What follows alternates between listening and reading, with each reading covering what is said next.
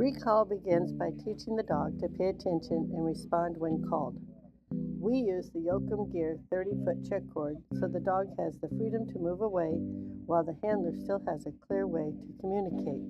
When the dog ignores the recall, the handler gives a quick bump and immediately releases. The moment the dog turns back, the pressure is gone. As the dog returns, the handler encourages it with praise and affection. The bump gets the dog's attention. The release tells the dog it made the right choice.